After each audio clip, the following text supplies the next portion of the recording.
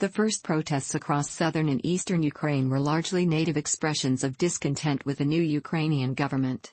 Russian involvement at this stage was limited to voicing support for the demonstrations, and the emergence of the separatists in Donetsk and Luhansk began as a small fringe group of protesters, independent of Russian control.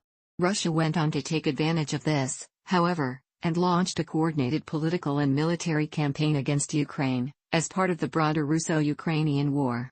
Putin gave legitimacy to the nascent separatist movement when he described the Donbas as part of the historic New Russia, Novorossiya, region, and expressed bewilderment as how the region had ever become part of Ukraine in 1922 at the foundation of the Ukrainian Soviet Socialist Republic. When the Ukrainian authorities cracked down on the pro-Russian protests and arrested local separatist leaders in early March, they were replaced by people with ties to the Russian security services and interests in Russian businesses, probably by order of Russian intelligence. By April 2014, Russian citizens had taken control of the separatist movement, and were supported by volunteers and materiel from Russia, including Chechen and Cossack fighters. According to DPR commander Igor Girkin, without this support in April, the movement would have fizzled out, as it had in Kharkiv and Odessa.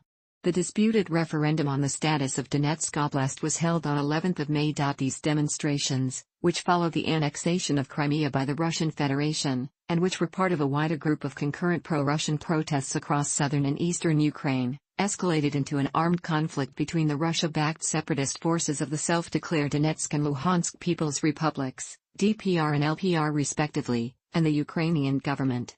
The SBU claimed key commanders of the rebel movement during the beginning of the conflict, including Igor Strelkov and Igor Bezler, were Russian agents. The Prime Minister of Donetsk People's Republic from May to August 2014 was a Russian citizen, Alexander Borodai.From August 2014 on, all top positions in Donetsk and Luhansk were held by Ukrainian citizens.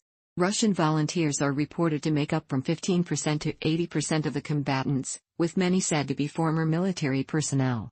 Recruitment for the Donbas insurgents was performed openly in Russian cities using private or voyenkomat facilities, as was confirmed by a number of Russian media.Economic. In material circumstances in Donbas had generated neither necessary nor sufficient conditions for a locally rooted, internally driven armed conflict. The role of the Kremlin's military intervention was paramount for hostilities to begin.